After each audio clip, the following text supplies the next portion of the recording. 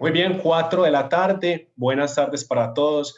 Gracias por conectarse en este espacio que nos permite cumplir con nuestro propósito superior en Inex Moda de conectar conocimiento para hacer vibrar el sistema moda. Conocimiento que nos permita ubicarnos, inspirarnos y tomar decisiones. Ya llevamos aproximadamente 2 meses en esta cuarentena y la información se ha vuelto supremamente relevante para la toma de decisiones.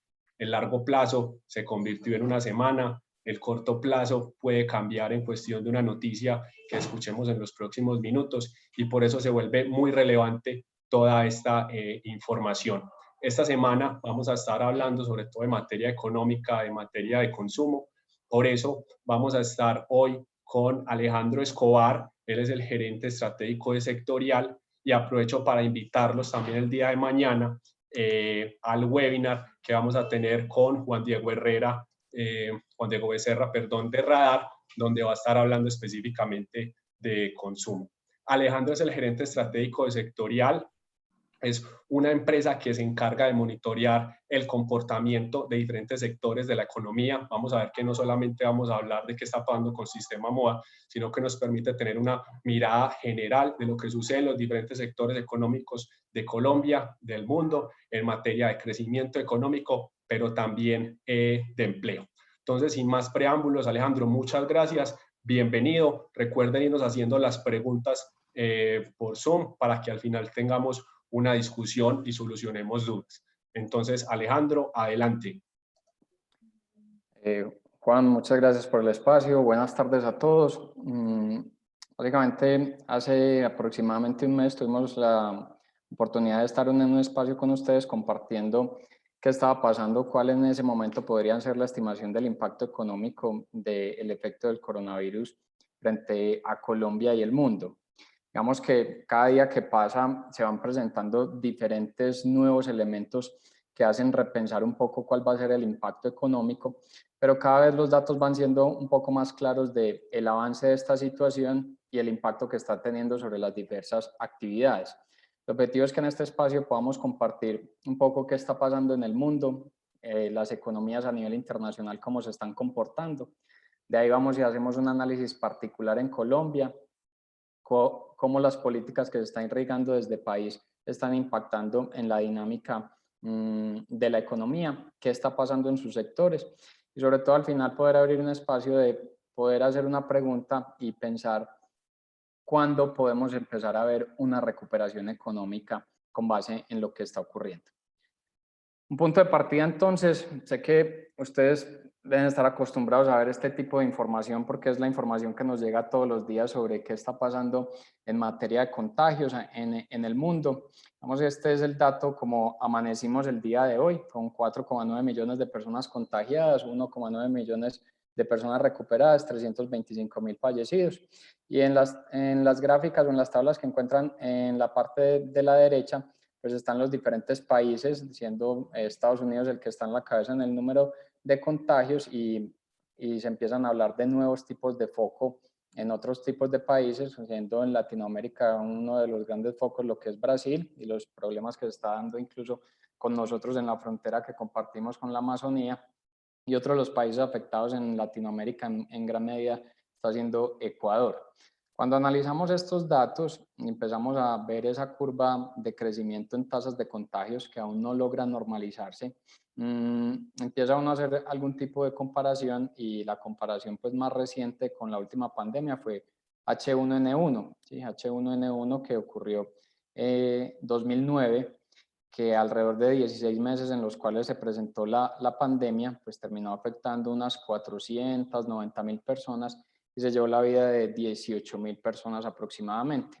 Si comparamos esa pandemia con la que actualmente estamos viviendo, pues el nivel de impacto está siendo muchísimo mayor, producto que incluso los niveles de contagio en su momento en H1N1 se hablaba que una persona alcanzaba a contagiar a 1,6 personas adicionales. En el caso del efecto de COVID se habla que los niveles de contagios van de 2,7 hasta 5 personas adicionales por nivel de contagio. Esos elementos son claves un poco entenderlos porque fueron pues las principales razones que llevaron a hablarse del encierro, el del Great Lockdown o de todas las políticas de aislamiento que se han desarrollado en la gran mayoría de economías, a excepción de algunas cuantas, digamos que en Latinoamérica, quienes no han tomado medidas de aislamiento ha sido México. En México el aislamiento es opcional. Lo que ha dicho Andrés Manuel López Obrador, el presidente de México, es que el que quiera hacer aislamiento y el que no quiera, pues siga activando y participando en la economía, y lo mismo en el caso de Brasil, y de ahí pues los resultados que se han dado en el incremento de casos y el impacto en mortalidad. Hay casos muy destacados también a nivel internacional, que son los países que ya han logrado una estabilización de su curva de contagio. Hace un mes encontramos que el único país que había logrado una estabilización en esa curva era China, después del foco del brote que se presentó en Wuhan. Y ya estamos hablando de países como Corea del Sur, países como Nueva Zelanda, países como Islandia, y en el caso incluso de Colombia, no el país, sino ciudades particulares, como el caso de Medellín, ya ha controlado su nivel de curva de contagio, y de ahí que, por ejemplo, en el caso de Medellín, sea una de las primeras ciudades en toda Latinoamérica que la próxima, 1 de junio, va a empezar a activar el comercio de forma gradual. En general, el decreto y lo que nos menciona el presidente es que el comercio se reactiva paulatinamente, pero ese paulatinamente tiene un entre comillas muy marcado. En el caso de Medellín es claro que sí se reactiva el comercio en un nivel paulatino, o sea, centros comerciales estando ocupados más o menos a un 35%, pero eso es un dato bien relevante sobre, digamos, en qué economías y en qué lugares empieza a darse la normalización en los temas de contagio, para que de ahí pues pueda empezarse a impactar la dinámica económica. Esto simplemente como el recuento de hoy cómo estamos con el efecto del virus, y esto pues lo que ha llevado es al efecto del aislamiento. El efecto del aislamiento lo que genera es que no existan aparatos productivos. Este mapa que estamos viendo es el panorama económico mundial estimado por el Fondo Monetario Internacional. Las estimaciones del Fondo Monetario fueron también generadas para la gran mayoría de economías colombianas, fueron generadas hace aproximadamente 20 días, casi un mes. Y este mapa simplemente se lee como los países que tengan el color más rojo son los que más de crecimiento económico van a tener. Cuando el color se pone azul es que se van a presentar crecimientos económicos. Cuando empezamos a mirar este nivel de impacto, entonces estamos encontrando que es una marcada crisis económica la que estamos viviendo. Y si hacemos un comparativo con las últimas crisis que se han vivido a nivel internacional, pues la crisis más marcada fue la del 2008. O sea, se está estimando que el mundo para 2020 va a decrecer a una tasa más o menos del 3%. Si hacemos un comparativo con la crisis del 2008, el mundo en el 2008 decreció a una tasa del 0.1%, porque el efecto de la crisis del 2008 fue una crisis más de mercados, o sea, una crisis más de tipo bursátil por todo el tema de la crisis subprime que radicaba en el mercado hipotecario que se vino abajo en Estados Unidos, y los tenedores de esas hipotecas en gran medida eran mercados europeos, principalmente mercados desarrollados. ¿Qué ocurrió? Entonces esas economías fueron las que se contrajeron, y por otro lado las economías en desarrollo siguieron presentando unas tasas de crecimiento relevante. Esas economías en desarrollo fueron las que lograron mantener el equilibrio económico en el 2008, y por eso no vimos un marcado de crecimiento. Y en el caso pues de Colombia y de la región, pues incluso su PIB no se contrajo, y en los años siguientes siguió presentando un crecimiento. Esta crisis frente a la que estamos no es una crisis de mercados financieros, es una crisis de salud. Cuando toca una crisis de salud, pues posteriormente toca todos los elementos de crisis financiera. De ahí que sea un efecto muchísimo más marcado, porque está golpeando a todas las economías sin hacer una diferenciación frente a ellas. Es decir, las economías que este año van a crecer no es que crezcan producto de que el efecto del coronavirus no los está impactando. Efectivamente los está impactando, pero son economías que venían creciendo a unas tasas relevantes. Es decir, vamos a ver crecimientos en China, pero el crecimiento de China va a ser inferior al 1,5%, y China venía creciendo a una tasa del 6%. Vamos a ver crecimientos en economías como India, va a ser también una tasa inferior al 1,5%, pero es que India venía creciendo a una tasa del 7%. Entonces, las economías que no crecen a esas tasas se ven impactados por el fenómeno del coronavirus, y de ahí van a tener decrecimientos económicos. Esta crisis en los efectos económicos empieza a ser semejante a la crisis del 29. La crisis del 29 tuvo su eje principal en Estados Unidos y solamente en Estados Unidos generó que el PIB de esta economía decreciera una tasa del 8% en los 3 años seguidos, o sea, en 1930, 1931 y 1932. El fenómeno del coronavirus no se estima que el decrecimiento económico se presente en años seguidos, sino que se presenta en este año 2020 y hacia el 2021 se empieza a presentar recuperación. De ahí una diferencia con la del 29. Pero los impactos económicos sí se le parecen en cuanto a decrecimiento del PIB de las economías y en los impactos que se puedan presentar en materia de desempleo. Estamos hablando que Estados Unidos puede tocar y superar niveles de desempleo del 20%. Actualmente, antes del fenómeno del coronavirus, estamos hablando de tasas de desempleo del 3%. Y en economías como la nuestra, en impactos económicos, se le parece un poco hacia la crisis del 98, donde los niveles de desempleo pues tocaron tasas superiores al 20%, nuestra tasa de desempleo es del 12% y este nivel de impacto pues podría llevar a que ese desempleo se presente en esos niveles. Esto un poco a nivel de panorama internacional. Si nos vamos entonces directamente a mirar nuestro país, entonces tenemos ya los datos de crecimiento económico del primer trimestre de este año, un crecimiento que fue del 1,1%. Pues aquí en la gráfica lo que vemos es cómo ha sido la dinámica histórica. O sea, nosotros, Colombia en el 2019 fue en la región la economía que más crecimiento presentó, con una tasa del 3,3%. La región en su promedio creció a una tasa del 1,5%, o sea, nosotros estuvimos muy por encima de esa tasa.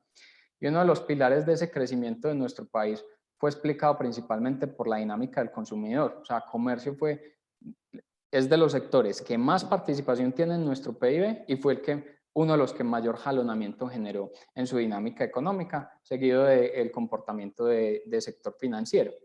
Las demás economías de la región no presentaron tasas a este nivel. Ese buen nivel de crecimiento del año pasado pues genera también un efecto amortiguador para lo que está pasando en este primer trimestre del año. Primer trimestre del año marcamos un crecimiento del 1,1%. No dice esto es un crecimiento incipiente porque está probado que la economía colombiana tiene las capacidades para crecer incluso a tasas por encima del 4%. De hecho, eso era uno de los pilares en los cuales se fundamentaba la ley de crecimiento, que la economía colombiana pudiera crecer a tasas entre el 4 y el 6%. Entonces, un crecimiento del 1,1 está alejado del alto potencial que puede tener nuestra economía. Sin embargo, si lo comparamos con la región, vuelve a presentar el efecto. Colombia es uno de los países en la región que mejor crecimiento presentó. Es decir, si miramos en ese primer trimestre, un Perú decreció al 3%, un Chile presentó crecimiento al 0,1%, México decreció una tasa del 2,8%, y si nos vamos a Estados Unidos decreció al 4,8%, un China decreció al 6,8%. China no marcaba decrecimiento desde 1978, entonces de ahí el efecto o el impacto que estamos hablando de esta recesión. Y una zona euro decreciendo una tasa del 3,5%. Estos elementos también deben tener en cuenta que en el primer trimestre del año todavía no estamos teniendo un marcado efecto del aislamiento, ¿sí? Estamos hablando que el elemento de aislamiento lo empezamos a sufrir en nuestra economía hacia la segunda y principalmente tercera semana de marzo, es decir, que el efecto de impacto económico lo estamos viendo aproximadamente en 2, casi 3 semanas del mes de marzo, o sea que son 3 semanas en todo un trimestre, y solo el impacto de esas 3 semanas pues nos llevan a que nuestra economía apenas pueda crecer al 1,1%. De ahí que en el segundo trimestre de este año vamos a ver el mayor impacto económico, porque vamos a tener los datos de un abril completo en medida de aislamiento, es decir, los sectores productivos casi que en total inactividad, un mayo con una recuperación muy paulatina, y un junio que se le apuesta que el nivel de recuperación sea mucho mayor. Entonces estamos teniendo 2 meses con un alto impacto económico, de ahí a que va a ser muy probable que el crecimiento económico de nuestro PIB en el segundo trimestre del año vaya a estar negativo en el orden que pueda ser incluso superior al 5%. En el primer trimestre del año, ¿qué sí nos impactó? Si bien no nos impactó todavía en mayor medida el tema del aislamiento, sí nos impactó que para comienzos de este año empezamos a sufrir la guerra de precios de petróleo, esa guerra que se presentó entre la OPEP, Rusia, compitiendo por cuota de mercado petrolero con Estados Unidos. Eso generó un ajuste marcado en los precios y con ese ajuste marcado en los precios, de ahí afectación en niveles de producción y en niveles de exportación. Fue más el impacto de guerra de precios en el primer trimestre, pues el impacto económico para nuestro país fue más explicado por guerra de precios que en sí por el efecto de aislamiento. El mayor efecto de aislamiento lo vamos a ver en este segundo trimestre del año. Con base en estos elementos, entonces los diferentes centros de pensamiento pues han emitido sus estimaciones de crecimiento para nuestro país en 2020. Las estimaciones van desde que nuestra economía presente decrecimientos del 2,7% hasta estimaciones que hablan de pensar en una estabilidad económica, es decir, que nuestro PIB para este año sea el mismo que el del año anterior. Nosotros en particular hacemos una estimación de un decrecimiento más o menos del 1,8%. Aquí hay elementos importantes, por ejemplo, un centro de pensamiento como ANIF, entre las propuestas que ha lanzado el gobierno, compartía una visión y es que nuestra economía en los últimos años ha crecido en gran medida explicada por la dinámica del consumidor, por la dinámica comercial. Entonces, si desde el gobierno se pudiera crear un mecanismo como una renta básica universal, es decir, que a las personas, a los consumidores, a todos por igual se les genere unos recursos y esos recursos puedan ser irrigados al comercio, es posible que nuestra economía pueda presentar no un crecimiento marcado, pero sí tal vez presentar algún nivel leve de crecimiento, no estar en situación negativa, sino posiblemente presentar un crecimiento del 0,3. Que eso se genere depende de una serie de retos que ya las vamos a ver, que es todo el plano fiscal, porque nuestro país ha implementado diferentes políticas de inyección de recursos y de ahí el margen fiscal para poder seguir inyectando, pues empieza a escasear y los retos que se puedan presentar. Comparemos un poco nuestra economía con las demás economías del mundo, lo mencionamos al principio, lo vemos en este gráfico inferior. Economías en el mundo que van a crecer, pues van a ser muy pocas este año. El caso de India, el caso de China, pues que vienen de tasas de crecimiento del 7 y del 6%, de ahí que puedan seguir presentando crecimiento. Con un elemento adicional y es que China ya hoy está produciendo, ¿sí? China está... Incluso los niveles de demanda de petróleo de China hoy son los mismos que estaba teniendo antes de efecto de aislamiento, antes de efecto de coronavirus. Entonces, la economía que con mayor velocidad se está reactivando, eso le va a ayudar para tener un crecimiento económico. De resto, la gran mayoría de economías en el mundo va a presentar decrecimientos. Economías con alta participación en el PIB mundial, como es un Japón, Brasil, Rusia, Estados Unidos, México, la eurozona, que si uno suma a ellos representan más o menos el 50% del PIB mundial, pues sus tasas de decrecimiento van a estar superiores al 5%. En nuestra región, pues las situaciones son similares con algunos atenuantes. Países que no tienen ordenada su política fiscal y su política económica, es decir, países como Ecuador, países como Argentina, países como Venezuela, pues el impacto del coronavirus va a ser aún mayor. Estamos hablando de crecimientos del 6, del 7%, en el caso de Venezuela estamos hablando de un decrecimiento del 17%. Economías que han tenido una política fiscal mucho más coherente y que han presentado crecimiento económico en los últimos años a través de sus diferentes sectores, pues el efecto va a ser en menor medida y ahí está el impacto de Colombia.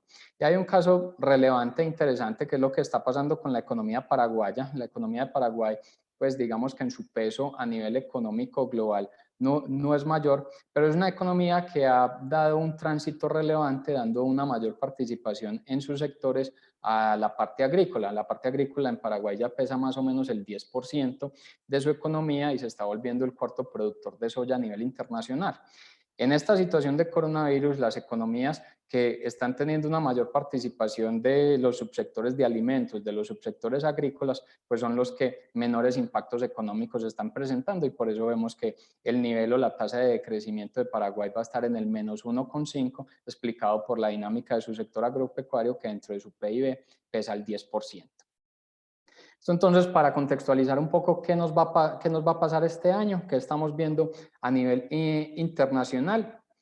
Y de ahí pues viene un poco pensar en cuáles han sido los planes de intervención económica. Este gráfico que estamos presentando acá es un gráfico que genera mucha controversia porque lo que presenta es cuáles son las inversiones en los diferentes países para atender la pandemia como porcentaje de su PIB. Entonces, si uno hace la comparación, entonces dice Alemania está invirtiendo el 22% para atender la pandemia, Colombia está invirtiendo el 2,7%. Entonces, de ahí pues se generan las controversias de Colombia está invirtiendo muy poco para atender la pandemia. Sin embargo, hay que tener en cuenta varias connotaciones frente a esta situación.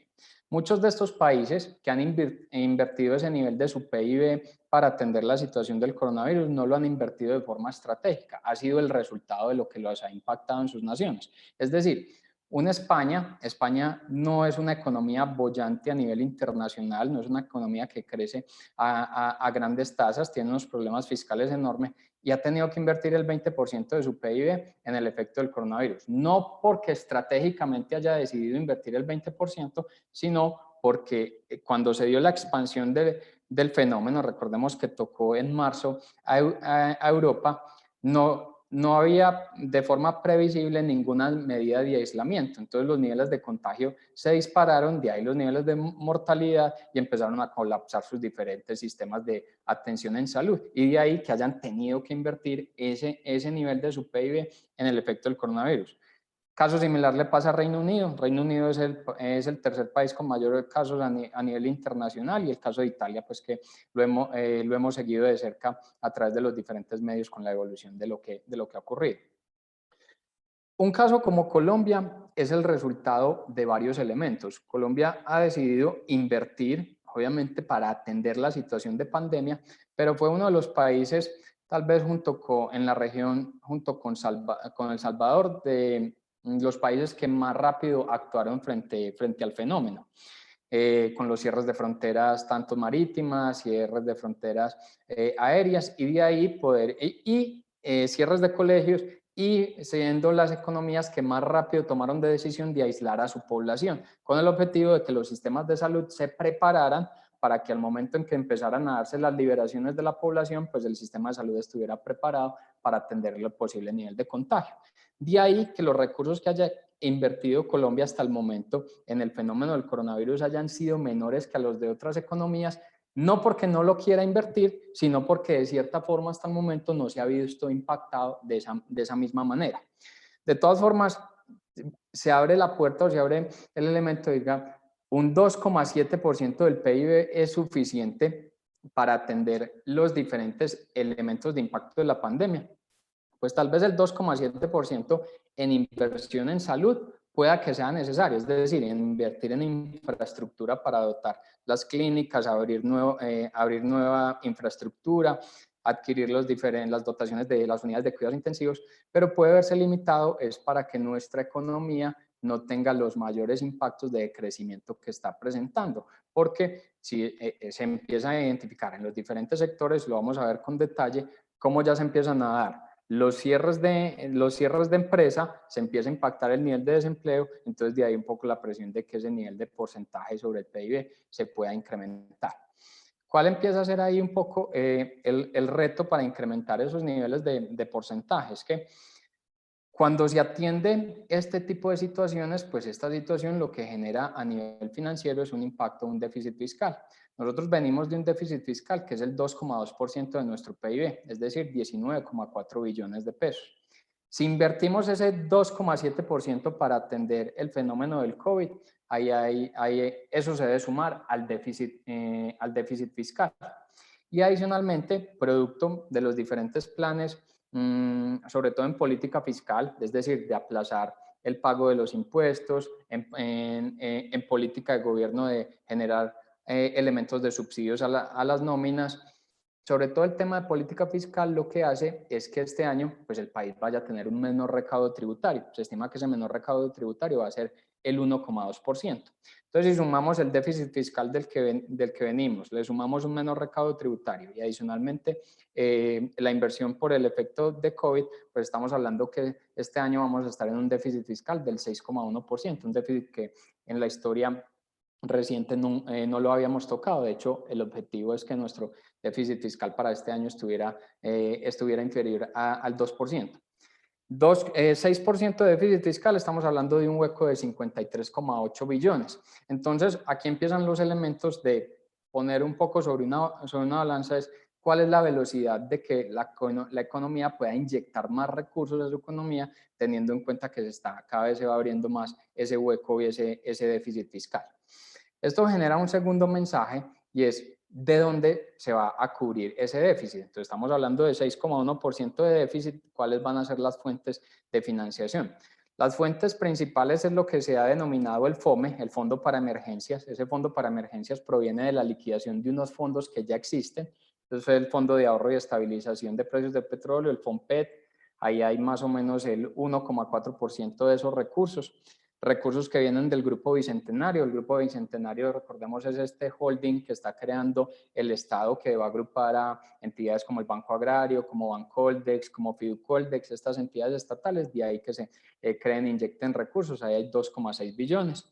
Una política monetaria de liberar los encajes bancarios. Liberar los encajes bancarios es que se le eliminan algunos límites a las entidades financieras para que puedan desembolsar en mayor medida en recursos, ahí hay 8,8 billones. De ahí se está dando adicionalmente unas subastas de TES, es decir, que se emiten más títulos del Estado, esos se estiman en 19 billones. De esos el 80% va a ser moneda local y el 20% se va a buscar en dólares, y se están solicitando unos préstamos a la banca multilateral, ahí es donde entra la CAF, el BID, la Agencia de Desarrollo Francesa, y ahí hay 10,6 billones. Si sumamos esos recursos de fuentes de financiación, esos son los que van a cubrir esos 53,8 billones de déficit fiscal. Miren que hasta este momento ninguna de estas fuentes de financiación toca un tema que se hable de incrementar los impuestos, es decir, generar una reforma tributaria. Hasta el momento no lo toca, pero no quiere decir que no vaya a haber una reforma tributaria.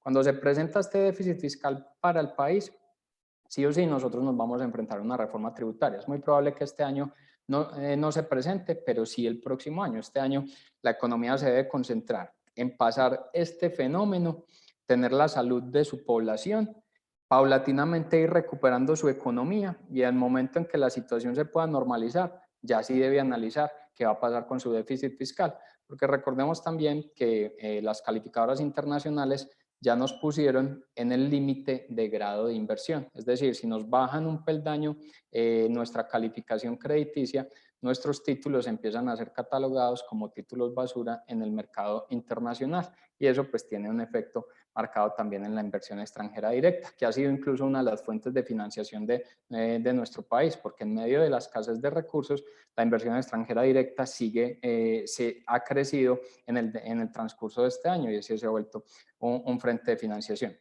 ¿Qué vamos entonces a estar enfrentados? Aquí el próximo año vamos a ver una reforma tributaria.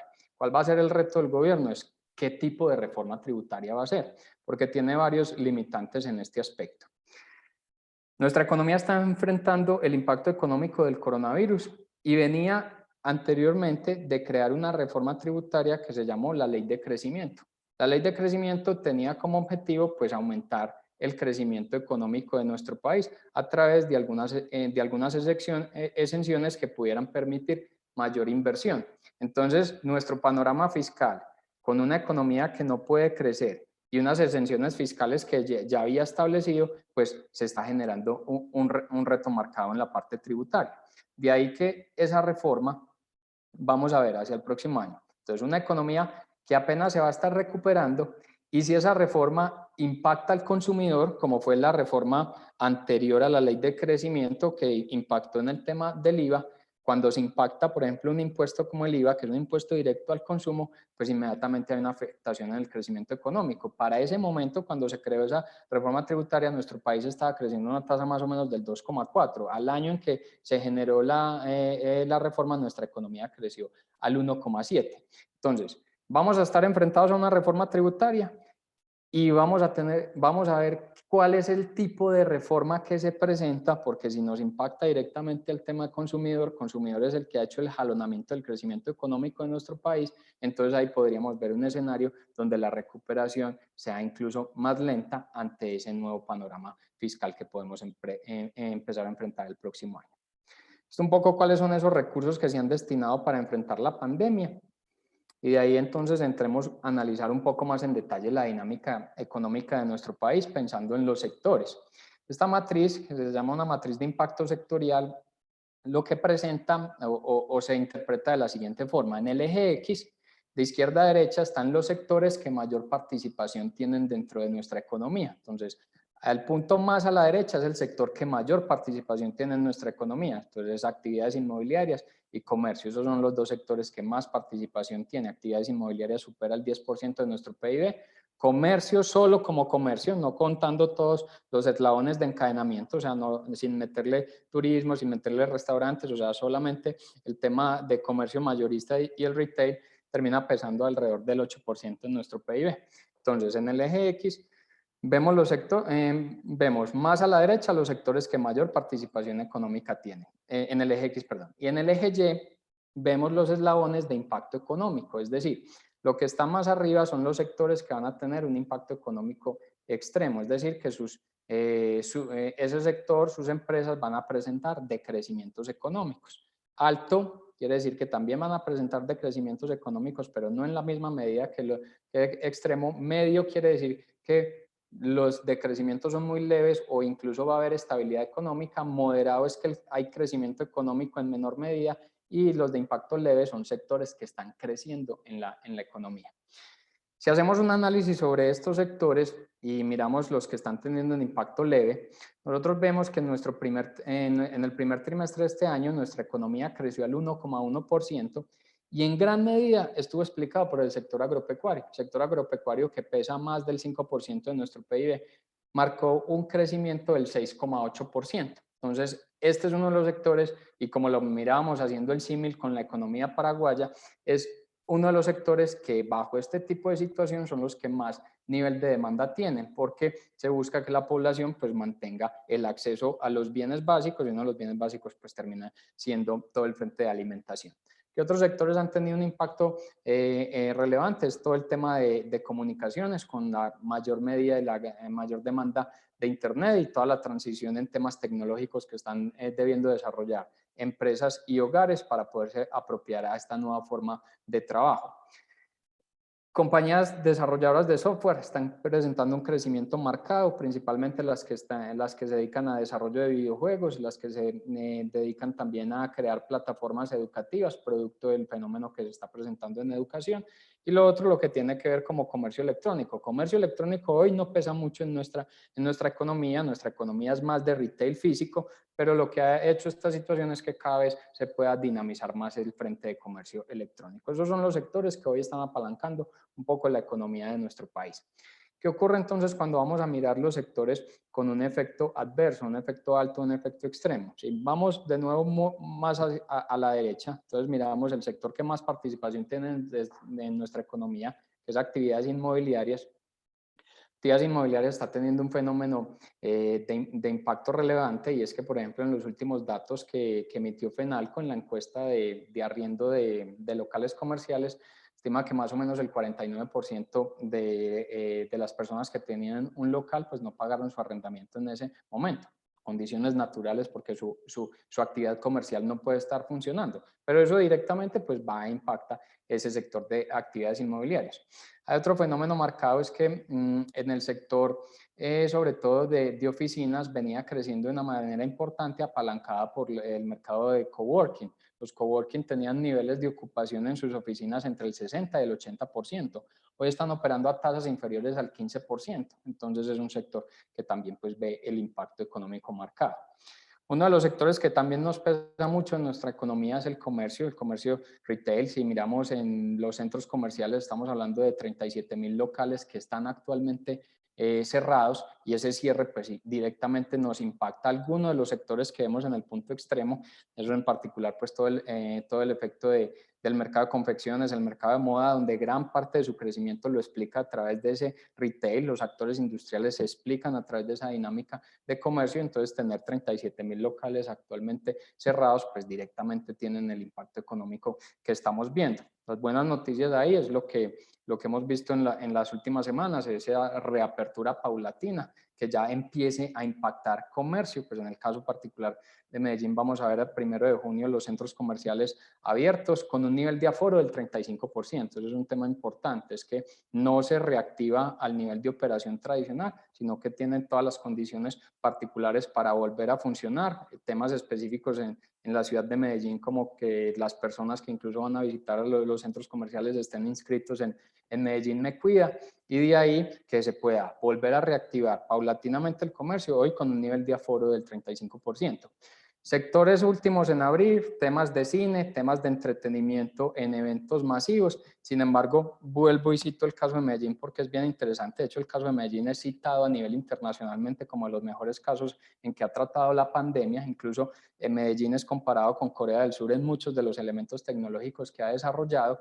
Y uno de los elementos importantes es que, si bien se dice que, por ejemplo, cine va a ser uno de los últimos sectores en que se dé apertura, hoy Medellín está trabajando para reaperturarlos. Otras ciudades y otros países ni siquiera piensan en cómo reaperturar sus cines por los efectos de contagio que se puede hacer. Hoy ya hay un plan establecido para que se vuelva a reabrir cines. No está muy claro en qué momento se vaya a hacer, pero eso tendría un impacto favorable en el frente de entretenimiento. ¿Qué está pasando en los otros sectores que tenemos un impacto extremo? Lo hemos visto mucho en el tema de alojamiento, en el tema de restaurantes.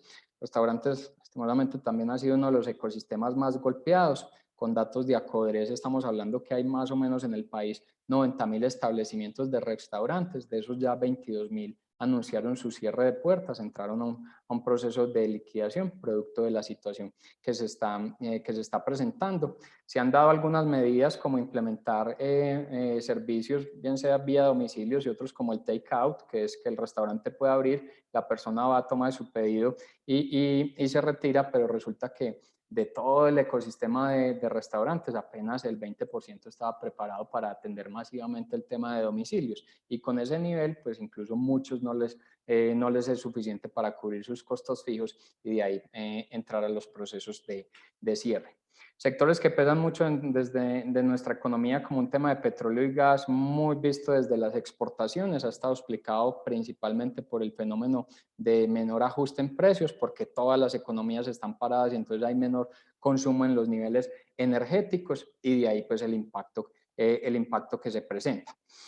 De ahí estos son un poco los fenómenos que estamos viendo. Otros sectores, por ejemplo, como la educación.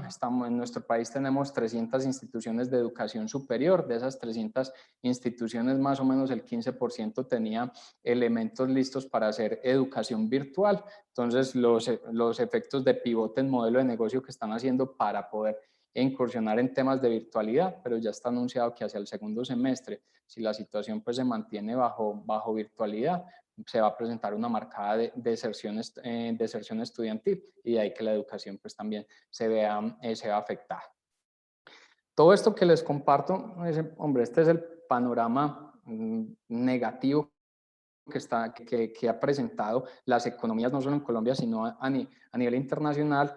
Y otro de los efectos, para que ya pensemos un poco hacia dónde vamos a ver recuperación, otro de los elementos es el impacto en empleabilidad.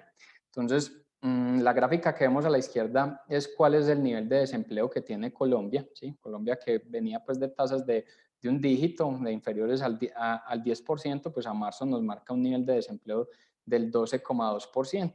Y volvemos al punto, hasta marzo todavía no vemos los efectos marcados de aislamiento. Recordemos que en la población colombiana, los 50 millones de personas que están en nuestra población, el personal en edad activa productiva son 25 millones de personas, es decir, que sobre esa es la base que se estima el empleo. De esas 25 millones de personas, 12,2% no tenían empleo hacia marzo de este año.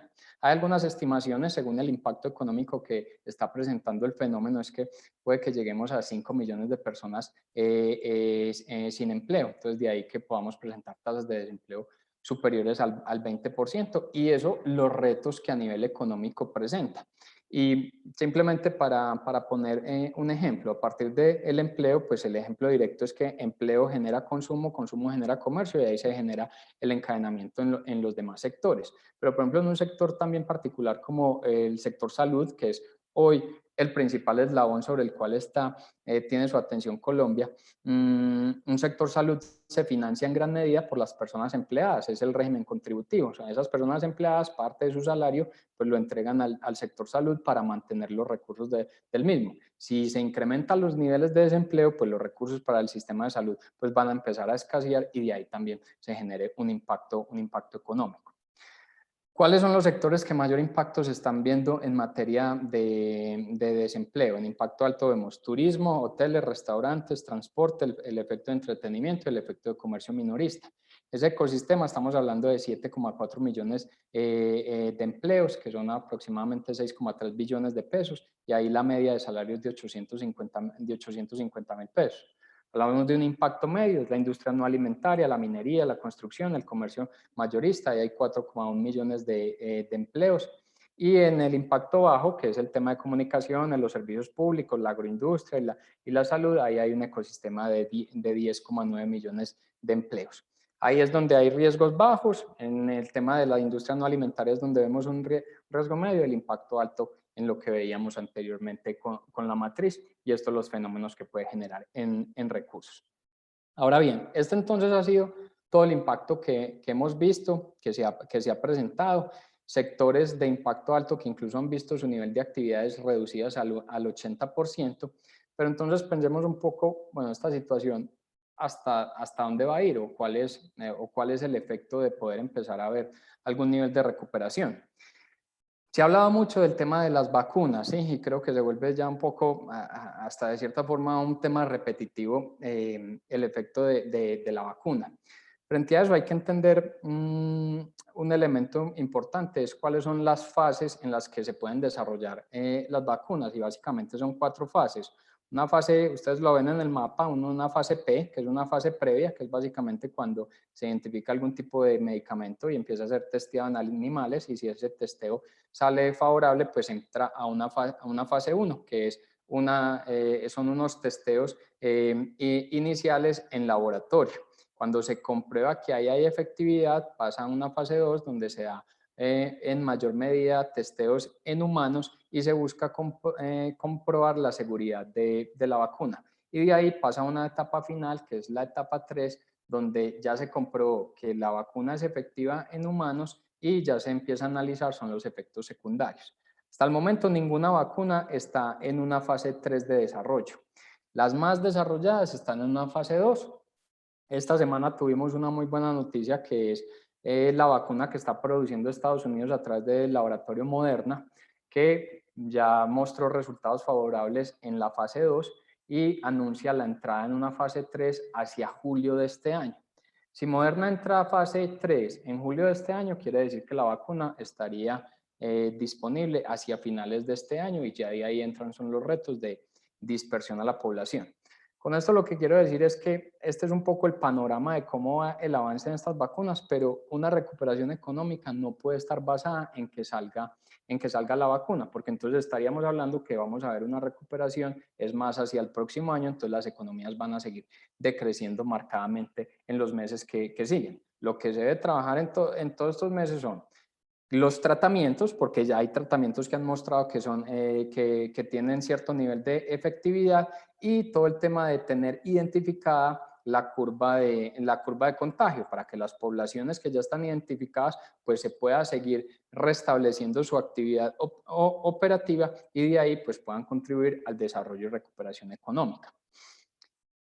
El punto es si ya estamos viendo o no estamos viendo recuperación económica, y la respuesta es que sí, ya las economías están empezando a mostrar una recuperación en su dinámica. El mejor ejemplo para probar esta situación es qué le pasa al precio del petróleo, ¿sí? Y lo vemos en esta gráfica superior de la izquierda. Vimos un precio de barril que estaba en $60, y producto de todo el efecto de aislamiento más guerra de precios, llegó momentos en que tocó los $10, y hubo incluso un día de abril que el precio del barril estuvo negativo. Por un fenómeno particular es que muchos de los tenedores de petróleo eran traders, negociadores en bolsa, entonces no tienen dónde almacenar ese petróleo, entonces prácticamente lo que hicieron fue daban dinero para que les compraran ese petróleo y poder salir de ese inventario. Ese fue el punto pues más drástico en el fenómeno del precio del barril. Y a partir de mayo empezamos a ver una recuperación. Ustedes lo ven aquí en esta curva que levemente empieza a incrementarse después de haber tocado $10 por barril. Hoy ya empezamos a tocar los valores de $30 por barril.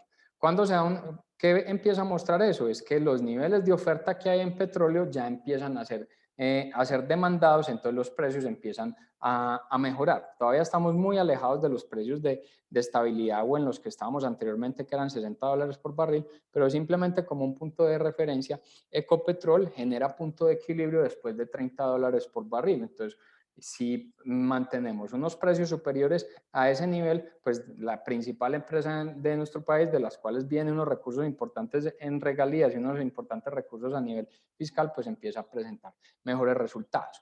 ¿Qué va a depender que se mantenga este incremento en precios de petróleo y de ahí una mayor dinámica económica? Que lo que está pasando en el mundo con los países que ya estamos viendo en recuperación no tengan que volver o pensar en una nueva cuarentena. Esta gráfica que está en la derecha ejemplifica un poco el riesgo, y es que lo que ustedes ven en la línea puntuda es un esquema normal de cuáles son las capacidades instaladas de los sistemas de salud. Entonces, los sistemas de salud, principalmente en este fenómeno de coronavirus, pues se basan mucho en la unidad de cuidados intensivos. Entonces, las unidades de cuidados intensivos por nivel de camas tienen un nivel de respuesta máximo. Entonces, ya pasamos la primera fase de crecimiento exponencial en la curva de contagios. Los sistemas se fueron preparando para eso. Ahora se empiezan a relaxar las medidas de aislamiento, entonces va a empezar a presentarse otra vez un incremento en los niveles de contagio. Entonces, si se incrementan esos niveles de contagio y no hay un control epidemiológico frente a los mismos, no está arrastrada la curva de contagio, pues los gobiernos pueden llegar y definir volver a las personas a aislamiento. Y si las personas vuelven a aislamiento, pues esa curva de precio de petróleo que veíamos recuperada por el mayor consumo de energéticos, junto con la dinámica en general de las diferentes economías, pues vuelven a parar y volvemos a estar frente a una situación como la que presenciamos en abril. Ese es el riesgo frente al cual estamos actualmente en las diferentes economías del mundo. Todavía no hay unas grandes señales de alerta, pese a casos puntuales. En China, en su población enorme, algunas regiones ya han vuelto a llamar a cuarentena. Más o menos 100 millones de personas ya han sido llamadas de nuevo a cuarentena porque los casos volvieron a salirse de control. Entonces, de ahí es los efectos que se den por parte de los diferentes gobiernos, los diferentes lineamientos en población, de cómo se va dando la recuperación económica de forma paulatina para que esos niveles de contagios no se incrementen de forma desaforada y no tenga que generarse el efecto marcado de hacer una segunda cuarentena, que sí sería el punto más desastroso para las economías de todas las partes del mundo. ¿Cuándo veremos una recuperación plena? Estas gráficas que ustedes ven en la parte inferior han tomado mucha relevancia. Este es un modelo matemático que creó la Universidad de Singapur. Ha tomado mucha relevancia porque la Universidad de Singapur, a través de su modelo matemático, fue quien hizo una predicción con asertividad de cuándo se normalizaba la curva de contagio de Nueva Zelanda. Y recordemos que hoy Nueva Zelanda es caso ejemplo a nivel internacional. Entonces, este modelo matemático pues, se ha replicado a diferentes economías. En el mundo se estima que ya la curva se normaliza en su 100% en diciembre de este año. O sea que en diciembre de este año ya no se incrementan los casos de contagio en el mundo. Para Estados Unidos se estima que es en septiembre, para Alemania se estima que es en agosto, para Chile se estima que es en octubre, para el caso de Colombia se estima que es en septiembre. Entonces, hablamos que en septiembre vamos a tener controlada o aplanada 100% esa curva de contagio. ¿Qué quiere decir eso? Que la reapertura gradual de nuestra economía se va a dar de esa forma, o sea, paulatinamente, muy posiblemente hasta septiembre. Y después de septiembre es donde vamos a ver ya una operación plena de nuestras economías. No quiere decir eso que en septiembre estamos en recuperación económica, porque septiembre empieza a generar resultados favorables económicos, pero empieza a desatrasar los resultados negativos que estamos teniendo desde abril hasta ese mes. De esa forma que el crecimiento de nuestro PIB a tasas superiores al 3,3%, como lo veníamos presentando en el 2019, lo vamos a ver más hacia el 2021 y más hacia el segundo semestre del 2021, cuando ya estaremos viendo una operación completa en las diferentes economías. Básicamente este era el resumen o el análisis de perspectivas económicas que estamos viendo en Colombia, que estamos viendo en el mundo, sus diferentes impactos, y estaré muy atento a cualquier duda, cualquier comentario que se presente.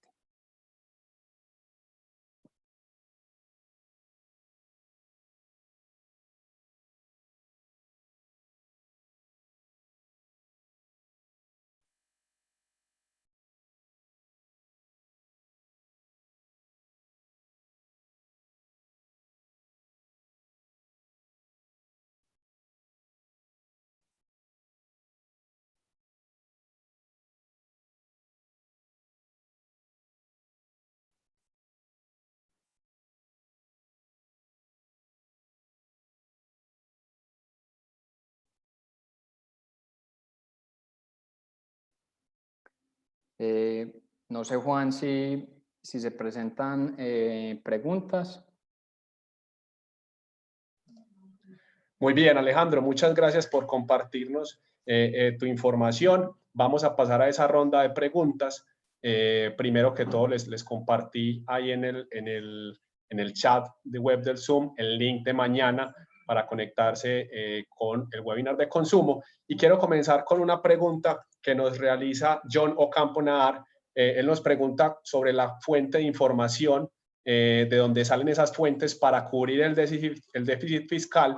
Y además me gustaría saber como tu perspectiva de todo ese tema de los precios del petróleo. Esta semana varias calificadoras daban un perfil negativo del futuro a nivel de petróleo de Colombia por los costos tan altos de producción que tiene a nivel local el petróleo y por lo que dependen pues las finanzas públicas de esa exportación que representa cerca del 50% de las exportaciones. Sí, bueno, entonces voy primero al tema de las fuentes de financiación. Las fuentes de financiación ya están aprobadas, es decir, Colombia ya cuenta con esos recursos. En esos recursos no hay ningún recurso generado a partir de más impuestos. Son recursos, en su gran mayoría, a partir de endeudamiento de dos frentes, endeudamiento propio, que es emisión de TES, y endeudamiento externo, que es la solicitud de endeudamiento de banca multilateral, que es, ahí entra principalmente BID y CAF, son las entidades que están haciendo esa financiación. Quiere decir que ese déficit del 6,1% que se va a presentar ya lo tenemos cubierto, eso es una buena noticia para nuestra economía. El punto adverso es que vamos a estar en una economía que tiene ese déficit fiscal, entonces lo vamos a tener que cubrir y de ahí pues el reto que se da hacia el próximo año de cómo van a ser los elementos que va a entrar de una nueva reforma tributaria para cubrir esta fuente de financiación. Colombia tiene adicionalmente unos colchones de seguridad. ¿Cuáles son esos colchones de seguridad? Colombia tiene aprobado por su Plan Nacional de Desarrollo una enajenación de una parte de empresas de carácter público. Esas enajenaciones son del orden de 6 billones de pesos adicionales. Todavía no ha decidido hacer uso de esos recursos. Quiere monitorear si con este aumento en la regla fiscal de ese déficit del 6,1% son recursos suficientes para de cierta forma mantener la situación de salud controlada e inyectar e irrigar recursos al sistema. ¿Cuándo empiezan a tocarse esos recursos? Cuando efectivamente se empiece a evidenciar que, como ya se está dando y se dan señales de que los niveles de desempleo se van a incrementar a un nivel mucho mayor y que empiecen todo el fenómeno de necesidad de planes de rescate para las empresas. Aquí, pues, o sea, no es de discutir si es pertinente o no rescatar a una empresa como Avianca. Y existen otras empresas que necesitan los recursos. Lo que pasa es que el gobierno está en el reto desde en dónde inyecta esos recursos, teniendo en cuenta que son limitados y a medida que las empresas empiezan a entrar en una situación de default, y son empresas que tienen un alto nivel de empleabilidad, adicionalmente generan un impacto relevante en materia de contribución impositiva y son bienes en caso bienes necesarios para la interconectividad del país. Es ahí donde se empiezan a usar, a hacer uso de esos planes de rescate adicionales. Entonces las fuentes, digamos que a nivel de confianza, pues tienen toda la confianza porque ya los dineros están apropiados. Falta una parte de la subasta de los test, pero no es la gran proporción. Entonces los recursos de cierta forma ya los tendríamos asegurados. Eso frente a la duda de la fuente fiscal. Frente al tema de precio de petróleo, a ver, hay que tener en cuenta algunos elementos. Este año nosotros no vemos que vayamos a tener un precio de petróleo superior a 40 dólares. O sea, la nueva normalidad de nuestro precio de petróleo va a estar entre 30 y 40 dólares por barril. ¿Qué significa eso? Que los niveles de producción petrolera de nuestro país van a disminuir porque hay campos que no son rentables explotarlos con un precio que sea inferior a esos valores. Es decir, Colombia está explotando una gran cantidad de campos producto de que la crisis anterior de precios de petróleo, cuando llegamos a tenerlo a 100 dólares y se bajó hasta los 40 dólares, todas las empresas hicieron un reacomodo en sus estructuras y llevaron a que sus puntos de equilibrio fueran mucho mejor. Por eso el punto de equilibrio de Ecopetrol hace unos 3 años era de 60 dólares por barril, hoy es de 30 dólares por barril, producto de ese reacomodo. Pero incluso teniendo 30 dólares por barril por encima, existen unos campos que no son rentables explotarlos. Entonces de ahí que los niveles de producción, nosotros estábamos en niveles de producción de 800,000 barriles día, vamos a estar posiblemente en niveles de producción de los 600,000 barriles, incluso por debajo, producto de esta nueva normalidad en precios de petróleo. ¿Cuándo podremos volver a ver precios que toquen los 60 y puedan ser incluso superiores a los 60? Posiblemente más hacia el segundo semestre de 2021, cuando todas las economías a nivel internacional pues se hayan recuperado, ya están marcando tasas de crecimiento y de ahí se den la dinámica de consumo de energéticos. Colombia, digamos que de cierta forma es como una ventaja en esta situación, es que Colombia todavía no había implementado fracking y fracking en rentabilidad es mucho menos rentable que la explotación tradicional. Entonces, por ejemplo, una economía como Estados Unidos, hoy con precios de barril a 30 dólares no genera punto de equilibrio porque en la gran mayoría de su producción es vía fracking y en fracking los puntos de equilibrio superan los 45 dólares por barril. Entonces ahí ese tipo de situación. Básicamente en conclusión, hablar de este año, precio de barril no va a superar los 40 dólares, estamos hablando de más de 40 dólares hacia el segundo semestre cuando paulatinamente se recuperen las economías. 60 dólares por barril más hacia el próximo año. Ok. Alejandro, ¿podríamos volver a la diapositiva donde vemos la normalización en en el mundo, Sí. en diferentes países, para conectar con esa pregunta? Si bien lo que vamos a levantar es un supuesto, ¿cierto? Nos preguntaban cuándo podríamos pensar en normalización en dos países, nos preguntan específicamente España y Perú. No sé si de pronto podamos volver a ese slide y hacer más o menos como un análisis revisando tema de medidas, el tema también de ubicación geográfica y poder Sí. levantar, como les digo, un supuesto, pues, porque realmente sería un Sí. supuesto. Sí, miren, un caso como el de España es una economía que ya entró en una fase que se llama la fase de supresión.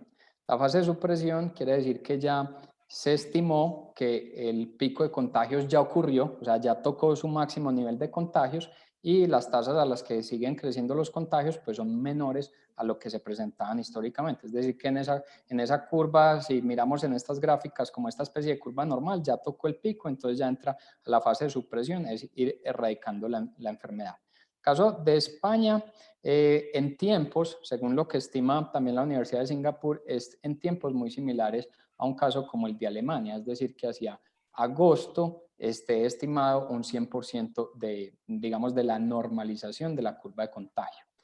Un caso como el de Perú, digamos que en nivel de casos tienen diferencias con el tema de Chile, pero de cierta forma hay similitudes y también la Universidad de Singapur fija los niveles de Colombia, los niveles de Chile y los niveles de Perú muy similares, es decir, entre finales de septiembre y comienzos de octubre que se den la normalización en sus curvas de contagio. El punto importante de las curvas de contagio no es que en ese momento la economía vaya a funcionar, no, la economía ya empieza a funcionar desde tiempo anterior, sino que en ese momento donde hay normalización, quiere decir que ya sí puede haber una plena reactivación económica. Ese es como el punto clave de esas gráficas. Ok. Alejandro, ¿ves probable que se vuelva a decretar otra cuarentena aún después de ese 1 de junio, teniendo en cuenta pues que en 1 de junio seguimos todavía en emergencia sanitaria?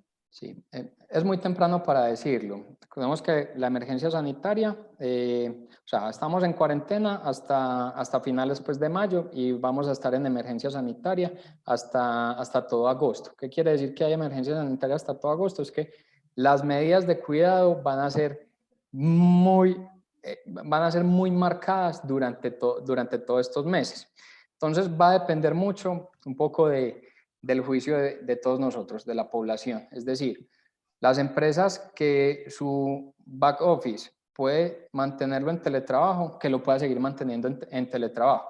Las empresas que no lo pueden hacer y obviamente deben reactivar la economía, es que tengan todos los protocolos para poder que los niveles de contagio sean menores. Va a depender mucho del juicio de nosotros. Colombia, la verdad, ha sido ejemplo, en medidas preventivas ha sido ejemplo. En medidas de investigación y de análisis, Medellín está siendo el principal ejemplo. Entonces, es un poco temprano pensar en que pueda existir una nueva cuarentena. El riesgo existe. Va a depender mucho de qué nos empiece a pasar, sobre todo estas próximas semanas, donde ya se empieza a reactivar comercio. Entonces, comercio es jalonador importante de las personas para reactivar su nivel de consumo y de ahí como el nivel de curva de contagio se presente. ¿Cuál es un elemento clave? Es el indicador de unidad de cuidados intensivos. Las unidades de cuidados intensivos empiezan a pasar un nivel de ocupación del 60%, es muy probable que nos vuelvan a llamar a una cuarentena. Y de ahí, pues, los niveles de inversión que se están haciendo a nivel país de poder aumentar cada vez más esa unidad de cuidados intensivos. Recordemos que en el país, nosotros en Colombia tenemos 5.600 camas de cuidados intensivos. El objetivo es que no ya, pero en un mediano plazo podamos llegar incluso hasta tener 10.000 camas, y si ese nivel de ocupación pues, toca niveles superiores al 60%, es muy probable que se genere ahí una nueva cuarentena. Lastimosamente, o sea, dar una respuesta en blanco y negro en este momento es difícil porque tenemos que ver qué empieza a ocurrir. Lo que nos ha mostrado las demás economías del mundo es que hasta el momento no hay señales de alerta, a excepción de algunas regiones de China que se ha vuelto a llamar a cuarentena. Sí, totalmente. Es muy complejo dar digamos, una proyección de ese tipo con los cambios que se pueden dar de un día para otro. ¿Cómo vemos, Alejo, las proyecciones del sector de la moda a nivel global y a nivel Colombia en términos de tamaño de mercado? Sí, miren, a nivel de mundo, todo el ecosistema de moda está golpeado este año, ¿sí? Algunas regiones pues en mayor medida que otras. La última encuesta que salió para Latinoamérica se habla de una disminución en ingresos de las empresas del 40% para este año. Entonces, pues vamos a ver una contracción importante en el ecosistema este año. Pero hay unas señales positivas, es que a medida que la economía ya se está empezando a reactivar, la economía empieza a generar un efecto gradual en todos los sectores. Es decir, hoy los bienes que más se están consumiendo son los bienes básicos, ¿sí? Alimentos, salud principalmente. A medida que las economías empiezan a abrirse, pues se irriga la confianza en las demás actividades. Por eso es que hoy vemos que la confianza del consumidor tocó el nivel más negativo en los últimos años, porque hoy el consumidor no tiene pues, la confianza de ir a adquirir en el comercio, porque dice, bueno, ¿y qué pasa si nos vuelven a llamar a una cuarentena? ¿Qué pasa si los recursos se escasean? Yo más bien ahorro y de ahí pues no irrigo dinero hacia el consumo. Entonces de ahí las estimaciones que se dé un decrecimiento del 40%. Pero a medida que la actividad económica se recupera, el consumidor empieza también a reactivar su confianza. Y Y lo que ha mostrado es que la confianza comercial de nuestro país está en puntos positivos. El año pasado la confianza del consumidor no estaba positiva, pero la confianza comercial sí, y la confianza industrial sí. Eso quiere decir que estaban viendo que se estaban dando un mayor nivel de pedidos. ¿Eso a qué va a conllevar? Es que el consumidor empieza a dar un efecto gradual de recuperación. Los mayores efectos de recuperación los vamos a ver lastimosamente no este año, más hacia el próximo año. Y no este año porque estimamos esas tasas de crecimiento y adicionalmente hay un punto relevante al cual vamos a estar enfrentado este periodo. Es que con el efecto del COVID, las personas pues lo que han hecho es ahorrar. O sea, muchos han liquidado sus inversiones y lo que hacen es ahorrarlas, tenerlas guardadas porque no saben la situación a que se vaya a enfrentar.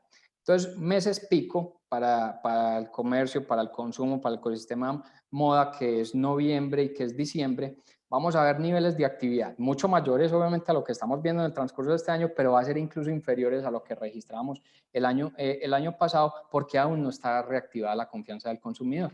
Entonces, este año vamos a ver cifras negativas y la recuperación ya la empezamos a ver hacia el próximo año con ese efecto gradual de la dinámica del consumidor. Complementando un poco, Alejandro, ese 40% del que hablamos fue precisamente esa cifra de disminución del tamaño de mercado que vimos en el Observatorio de Sistema Moda de Inexmoda Radar y Sectorial durante el mes de marzo. Y tiene que ver con ese fenómeno donde quienes eran entidades superavitarias, quienes tenían más dinero, comienzan por incertidumbre a ahorrar, ¿cierto? Y quienes de pronto no tenemos dinero o quedamos desempleados, pues evidentemente no tenemos en qué gastar.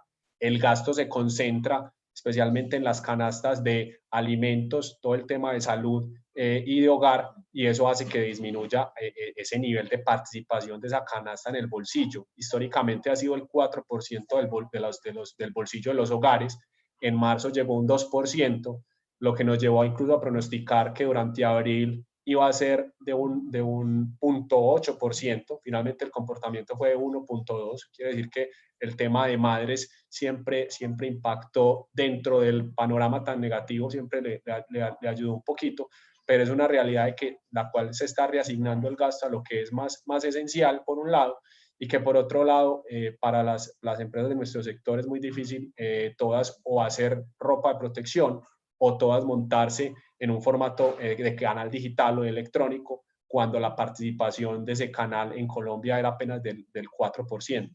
Entonces yo creo que son retos que estamos enfrentando. Veíamos ahí en la matriz las dificultades por las que pasamos, que incluso nos llevarían a pensar que la normalización no se dé 2021, sino incluso 2022 en términos de tamaño de mercado. Sí, de acuerdo. Bueno, nos preguntan por acá, dicen que hay información de que en Bogotá, digamos que esos recursos para mejorar el sistema de salud no han bajado realmente a la prestación del servicio. Creo que eso ha pasado en muchas instancias, ¿cierto? Que se ha escuchado que los recursos no llegan a quien va destinado, no llegan a la empresa pequeña, que pudiéramos como contarles acerca de esa dificultad de ubicar bien esos recursos a quienes más los necesitan. Sí, miren, digamos que ese es un punto que se está presentando no solo en Bogotá, a nivel nacional. Hay pues unas quejas en diferentes sectores y diferentes empresarios es en que la velocidad de los recursos sí se hayan presentado. ¿Qué ocurre? El gobierno inyecta los recursos a través de su mecanismo de dispersión de recursos financieros, que es la banca, ¿sí? Entonces, de ahí depende es la velocidad de las instituciones financieras para actuar. ¿Qué se ha hecho como elementos de irrigación? Es que la banca, que hoy está enfrentando unas restricciones de liquidez, porque ha implementado algunos planes de salvamento como periodos muertos de capital y periodos de gracia de interés. Entonces, lo que ha hecho el gobierno es que irriga esos recursos a través de Findeter, a través de Bancoldex, para que los bancos tengan los recursos, y adicionalmente pone como garantía el mismo gobierno a través del Fondo Nacional de Garantías para que lleguen los créditos. ¿Qué se ha visto? O sea, los recursos tienen un periodo en el que se materializan, es decir, Una vez se anuncia, tiene que salir el decreto, el decreto que lo reglamenta. Normalmente se tardan 2 semanas desde el anuncio hasta la reglamentación. Entonces, desde que sale la noticia, no es que inmediatamente ya estén los recursos, sino que se debe reglamentar cómo se va a dar la irrigación y normalmente eso tarda aproximadamente unas 2 semanas. De hecho, por ejemplo, el auxilio y el alivio a las nóminas fue ya anunciado hace 3 semanas y apenas esta semana pues se terminó todo el tema del decreto para empezar a hacer la irrigación. Hombre, los recursos están, sí, los recursos se han irrigado. ¿Qué ocurre?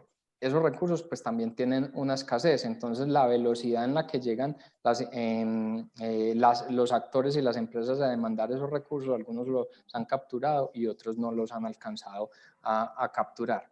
Y adicionalmente hay uno que sí es un limitante, es que para poder acceder a los recursos hay que cumplir unos requisitos y si no se cumple el lleno de los requisitos, pues se genera el limitante en el acceso. Esa ha sido pues también una de las críticas que ha recibido el gobierno de cómo puede relaxar un poco ese tema de los requisitos para que los recursos pues les lleguen a una mayor cantidad de personas. Lo que tiene que ver con recursos de crédito en nóminas se generaron, incluso ya se agotaron, hay una nueva, hay la aprobación de unos nuevos créditos para nómina, junto con el tema pues, de subsidiar el 40%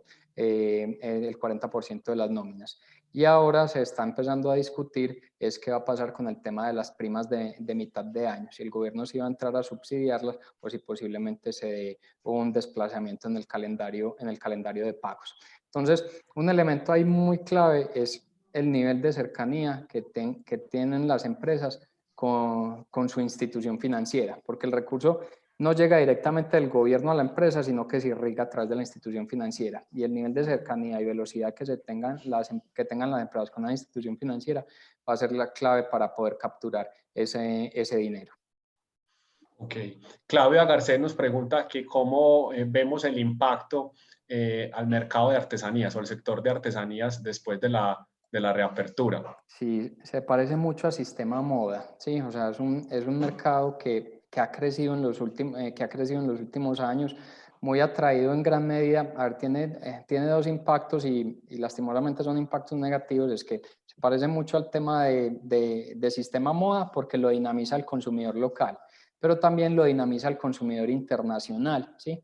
Recordemos que nosotros en materia de turismo era tal vez el cuarto sector en nuestra economía que mayor crecimiento presentaba, porque nosotros en turistas extranjeros estábamos teniendo un volumen de 5 millones de personas y nuestro nivel de ocupación en los hoteles era del 58%. En abril nuestros hoteles registraron una ocupación de tan solo el 3%.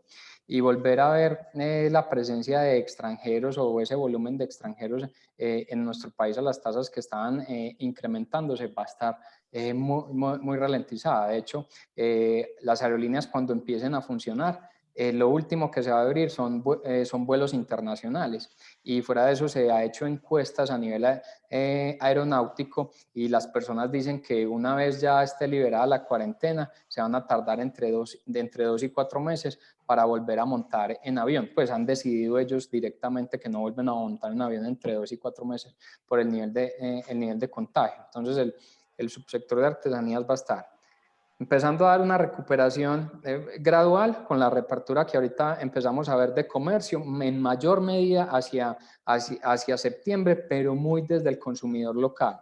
Si la persona que nos pregunta, su mercado de ventas está más en el consumidor local, pues va a haber esa recuperación gradual y más hacia después de septiembre. Si el que más le demanda es el consumidor internacional, que es una persona que tiene una alta demanda de las artesanías colombianas, ese nivel de dinámica la vamos a ver más hacia el segundo semestre del próximo año, que es donde se pueda volver a dar una mayor reactivación del flujo de visitantes extranjeros a nuestro país. De acuerdo, Alejandro, hace parte de lo que denominamos sistema moda y creo que hay como 3 tipos pues, de empresas o emprendimientos, unas que hacen que las cosas pasen, otras que esperan a ver qué pasen, ¿cierto? Entonces, ¿qué vamos a hacer si no llegan los internacionales? Entonces, definitivamente hay que hacer de ese primer grupo y entonces crear una estrategia para fortalecer ese consumo de lo local. Hay consumidores que han despertado una sensibilidad por ayudar a los emprendedores, ayudar a los artesanos ayudar a las pequeñas empresas, entonces conectarse con esos consumidores para mantener pues unos ingresos en términos de artesanías, sin decir que se va a poder recuperar el tamaño de mercado, porque como nos contabas, el tema en la parte de turismo va a estar también muy compleja, es uno de los sectores también que está más afectado, turismo, comidas por fuera del hogar, entretenimiento por fuera del hogar y también toda la parte de sistema moda. Lina María. Hay un último elemento ahí, Juan, qué pena. Claro. Mira, Colombia, uno de los temas que tiene muy fuerte es su ecosistema de turismo, para ligarlo con esa idea. Hoy en el mercado global de turismo se está hablando que se van a empezar a generar unos sellos que, entre comillas, son como sellos libres de coronavirus. O sea, ¿qué países erradicaron de forma más rápida la enfermedad, tuvieron los mejores niveles de control? Y esos países son los que más rápido van a reaperturar su nivel de visitantes extranjeros. Colombia está entre esos países. Entonces, en medio de la situación compleja y difícil, es uno de los países en el mundo que con más agilidad va a ver sus curvas de recuperación en ese segmento. Ok. Nos pregunta Lina María Duque que por qué la estimación de nuestra curva, digamos, mejora más rápidamente antes que en el caso de Chile, si en Chile dicen que ya está en este momento en el pico, como ella quiere como entender la lógica de esa estimación. Sí, miren, los datos del pico son un poco mediáticos, o sea, no hay una comprobación real que el pico de Chile ya esté en ese nivel. Este dato que se presenta, pues es esta estimación que hace la Universidad de Singapur y ubica a Chile en un nivel posterior porque tiene un volumen de contagios mucho mayor al que tiene Colombia, y con ese mayor volumen de contagios está viendo que se pueden seguir presentando el nivel de tasa de contagio, lo que mencionábamos un poco al principio, que por cada persona contagiada son más o menos 2,8 hasta 5 personas que alcanzan a ser contagiadas. Por eso se estima que el tema de Chile puede ser un poco después al de Colombia, pero es muy poca la diferencia. Estamos hablando que Colombia es finales de septiembre y Chile está generándose a comienzos de octubre. El otro elemento es que Chile, a diferencia de Colombia, Chile no cerró sus fronteras con tanta oportunidad como hoy la generó Colombia. Entonces, la velocidad en la que se dio los niveles de propagación en Colombia pudieron ser controlados más efectivamente, y Colombia está teniendo una mayor velocidad en identificar las curvas de contagio y las zonas afectadas. Por eso se dan esas diferencias en las estimaciones. Pero vuelvo y digo, son unas estimaciones muy cortas en tiempo, porque estamos hablando de un Colombia hacia finales de septiembre y un Chile comenzando octubre. Ok, Claudia Garcés nos pregunta de cómo estar preparados para ese septiembre, pues en el caso de Colombia, septiembre-octubre, cómo estar preparados para ese momento. Y a mí me gustaría que nos contaras también cómo ha sido esa preparación en tu caso desde sectorial, en toda la parte de gerencia estratégica, cómo ha sido ese proceso de reinvención. Sí, miren, o sea, yo pienso que estar preparados para septiembre no es esperar a que llegue septiembre, es ir haciendo una serie de dinámicas y de cambios al interior de nuestras empresas para que septiembre ya nos coja totalmente preparados para la reactivación económica. Es decir, ya están publicadas, tanto a nivel internacional como a nivel local, cuáles son los protocolos de bioseguridad en los diferentes tipos de sectores de la economía colombiana. Entonces, si esperamos a que sea septiembre para reactivar ese aspecto, pues no vamos a tener un gran impacto económico. Entonces, desde ya hay que hacer ese nivel de preparación y de reactivación, porque es que en septiembre es la reactivación plena, pero en todos estos meses vamos a tener la reactivación gradual. ¿Cómo estar preparados? Aquí juegan varias variables. Una importante es la cercanía con el cliente, ¿sí? O sea, estamos hablando que muchas de las empresas, su cliente no está en un canal digital y muchos no están en un canal digital. Pero entonces, ¿cómo están las bases de datos del lineamiento de nuestros clientes? Porque no es solamente atacarlo por un nivel digital, sino ya hicimos una llamada a nuestros clientes, cómo está, en qué situación se encuentra, no para ofrecerle un producto, porque lo que menos va a pensar actualmente es en ofrecerle un producto, pero sí para que vea que la empresa está pendiente y está atenta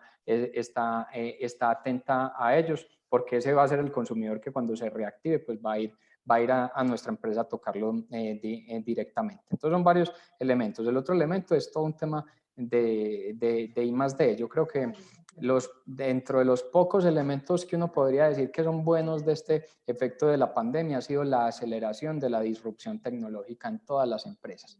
Es decir, está comprobado que en medio de este fenómeno de cuarentena las compañías aceleraron la creación de nuevos productos y pivotearon su modelo de negocio de una manera mucho más rápida. Cuando antes se tardaban alrededor de un año, año y medio para tener desarrollado un producto, lo pudieron desarrollar alrededor de unos 3 meses. Entonces esos son los elementos claves, es cuál va a ser el nuevo producto o las características particulares del producto que se va a tener en ese momento de septiembre, cuál va a ser el nuevo nivel de atención del cliente y cuál es el nuevo el fenómeno de integración tecnológica que está teniendo la empresa para poder atacar ese nivel de fenómenos. Esos son los principales elementos. Nosotros desde la gerencia estratégica que revisamos de los sectores, lo que se ha trabajado principalmente es en mucha información, o sea, informarle a nuestro consumidor qué es lo que pasa, hacia dónde va, qué nos va a pasar, en qué momento vamos a ver una plena recuperación económica, cuándo no lo vamos a ver, qué sectores están más riesgosos y cuáles no. ¿Qué ha logrado eso?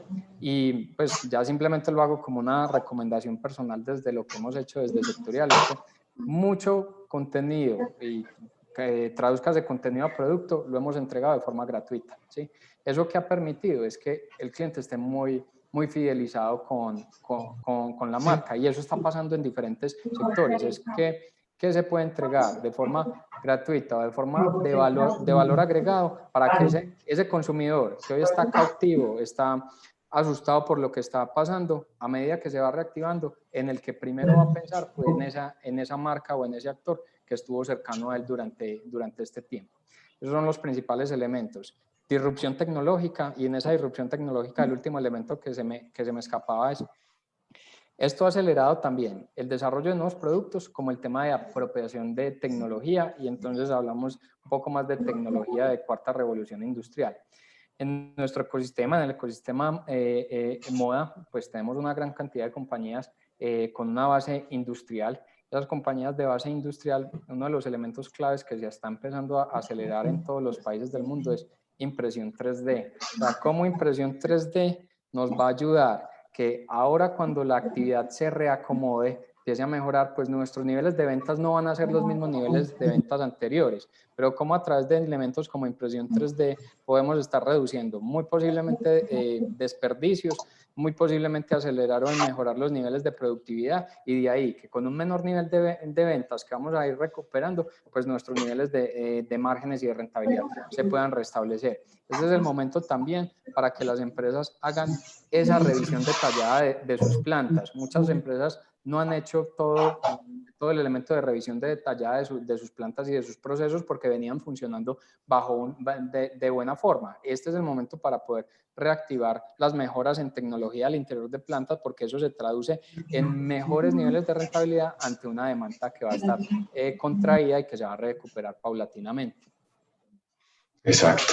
Nos pregunta Marisela Vargas, ¿qué hacer con los inventarios que tenemos? Si la incertidumbre es tan alta, si se deberían hacer pedidos para noviembre y diciembre. Yo la recomendación que daría en este momento es, cada caso de empresa es particular, ¿sí? Y yo recomendaría es dar una buena revisión a las finanzas que tiene cada una de las empresas. ¿Cuál es el colchón de caja que tiene en caso de que exista? En caso de que los colchones de caja sean limitados, los niveles de inventario que existen actualmente es importante empezarlos a rotar porque se va a empezar a dar algún nivel de liquidez a la compañía para poder ir aguantando estos periodos mientras se va dando esta reactivación de la que hablamos a partir de septiembre. Entonces es muy probable que parte de esos inventarios los tengamos que liquidar posiblemente a menores valores, con una utilidad marginal o incluso a pérdida, pero eso nos va a dar el nivel de liquidez para poder empezar a tener los recursos que nos va a demandar el capital de trabajo hacia septiembre y posteriormente hacia octubre. Hablar de hacer una solicitud de pedidos en este momento, yo diría que no es prudente. Mi recomendación es esperen por lo menos las próximas 3, 4 semanas, porque las próximas 3, 4 semanas vamos a empezar a ver la reactivación gradual del comercio.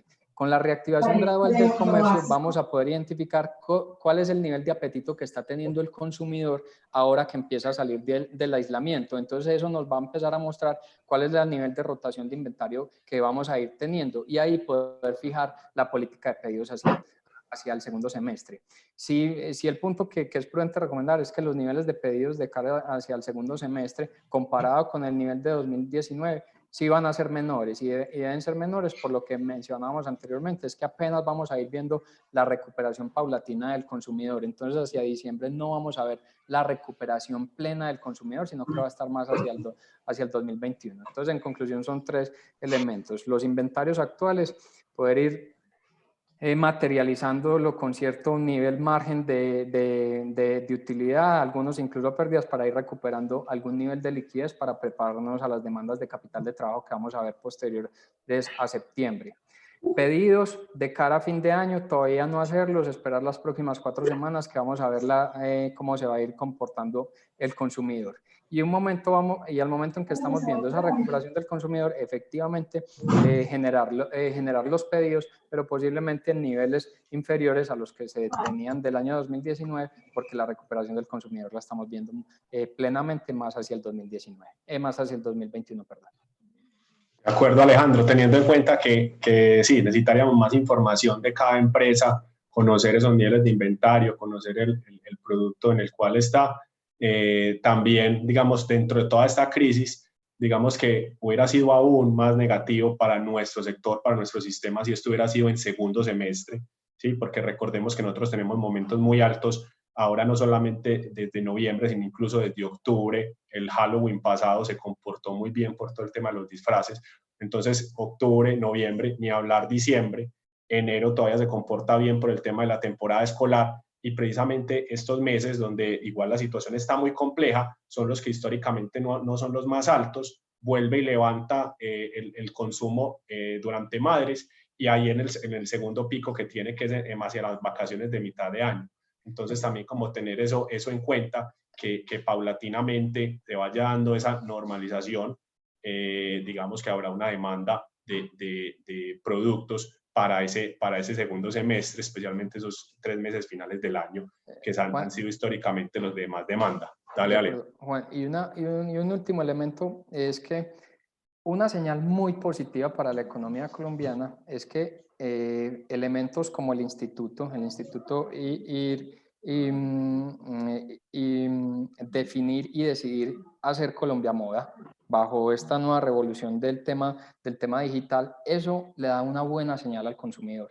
Y ver el producto que está exhibido, al cual puede acceder el consumidor, así sea bajo un tipo de plataforma diferente, eso es una muy buena señal para el consumidor y una buena señal para el actor. Porque, pongamos un caso extremo, que un actor como ProColombia, que un actor como Inexmoda decida parar sus ferias de presentación de producto y su expansión de acercamiento al consumidor.